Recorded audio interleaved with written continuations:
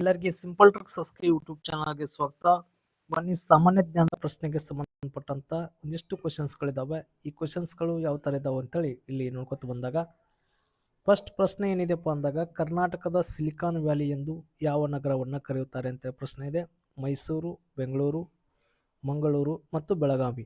ಇದರಲ್ಲಿ ಸರಿಯಾದ ಉತ್ತರ ಯಾವುದು ಅಂತೇಳಿ ನೋಡ್ಕೊತ ಬಂದಾಗ, ಕರ್ನಾಟಕದ ಸಿಲಿಕಾನ್ ವ್ಯಾಲಿ ಅಂತೇಳಿ ನಾವು ಸಿಲಿಕಾನ್ ಸಿಟಿ ಯಾವುದಪ್ಪ ಅಂದಾಗ ಬೆಂಗಳೂರನ್ನ ಕರಿತೇವೆ.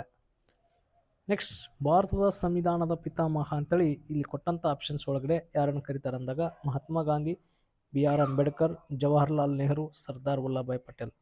ಸಂವಿಧಾನದ ಪಿತಾಮಹ ಅಂತೇಳಿ ಡಾಕ್ಟರ್ BR ಅಂಬೇಡ್ಕರ್ ಅವರನ್ನ ಕರೀತಾರೆ. ಹೀಗಾಗಿ ಆಪ್ಷನ್ಸ್ ಇಲ್ಲಿ 2 ಸರಿ ಉತ್ತರ ಆಗ್ತದ.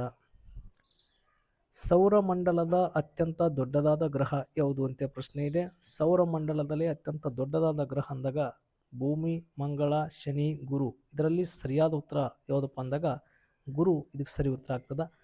ಸೌರಮಂಡಲದಲ್ಲಿ ಅತ್ಯಂತ ದೊಡ್ಡದಾದ ಗ್ರಹ, ಚಿಕ್ಕ ಗ್ರಹ ಅಂದಾಗ ಬುಧ.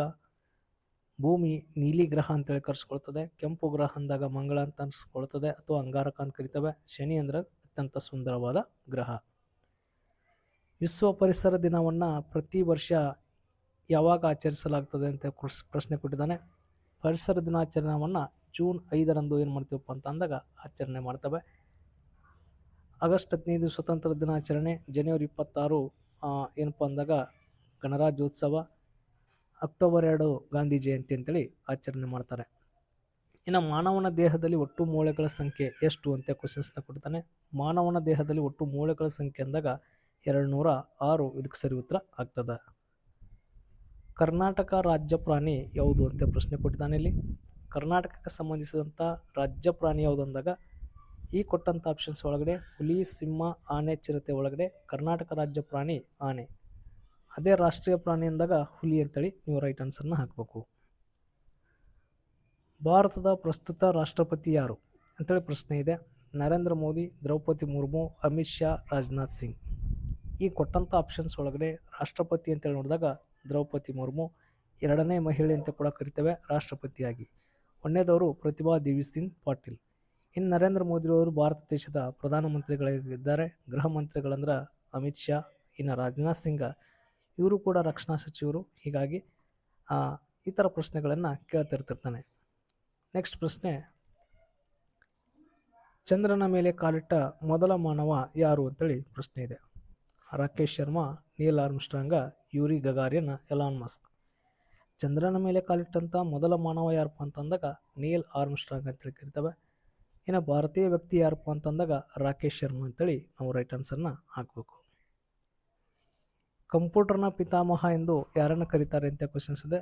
Bill Gates, Isaac Newton, Charles Babbage, Thomas ಅಲ್ವಾ ಎಡಿಸನ್. ನೋಡ್ರಿ, ಕಂಪ್ಯೂಟರ್ನ ಪಿತಾಮಹ ಅಂತೇಳಿ ಕಂಪ್ಯೂಟರ್ ಕಂಡು ಹಿಡಿದವ್ರು ಯಾರಪ್ಪ ಅಂದಾಗ ಚಾರ್ಲ್ಸ್ ಬ್ಯಾಬೇಜ್. ಥಾಮಸ್ ಅಲ್ವಾ ಎಡಿಸನ್ ಇವತ್ತ ಬಲ್ಬ್ ಕಂಡುಹಿಡಿತಾನೆ. ಸರ್ ಐಸಾಕ್ ನ್ಯೂಟನ್ ಗುರುತ್ವಾಕರ್ಷಣ ಬಲವನ್ನು ಕಂಡುಹಿಡಿತಾನೆ ಮತ್ತು ಚಲನಾ ನಿಯಮಗಳನ್ನು.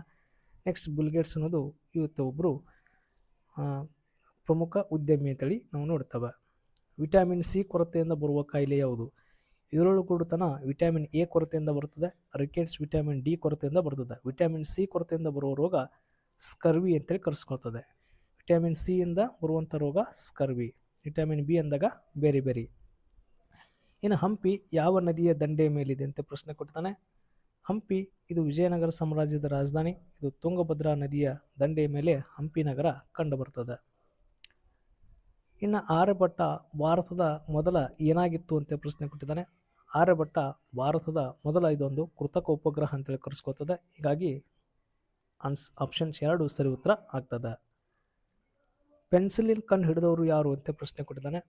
ಇಲ್ಲಿ ಪೆನ್ಸಿಲಿನ್ ಕಂಡು ಹಿಡಿದವರು ಯಾರು? ಈ ಕೊಟ್ಟಂಥ ಆಪ್ಷನ್ಸ್ ಒಳಗಡೆ ಅಲೆಕ್ಸಾಂಡರ್ ಫ್ಲೆಮಿಂಗ್ನ ಪೆನ್ಸಿಲಿನ್ ಕಂಡು ಹಿಡಿದವರು ಅಂತೇಳಿ ಕರೆಸ್ಕೊಳ್ತಾರೆ. ಲೂಯಿಸ್ ಪ್ಯಾಶ್ಚರ್ ಈತ ಹುಚ್ಚುನಾಯಿಗೆ ಚುಚ್ಚುಮದ್ದನ್ನು ಕಂಡು ಹಿಡಿತಾನೆ. ಹುಚ್ಚುನಾಯಿಗೆ ಲಸಿಕೆಯನ್ನು ಕಂಡು ಹಿಡಿದವರು ಲೂಯಿಸ್ ಪ್ಯಾಶ್ಚರ್. ಮೇರಿ ಕ್ಯೂರಿ ಈ ರೇಡಿಯಂ ಕಂಡು ಹಿಡಿತಾರೆ. ಆಲ್ಬರ್ಟ್ ಐನ್ಸ್ಟೀನ್ ನಾ ಹೇಳಿದೆ ಆಗಲೇ,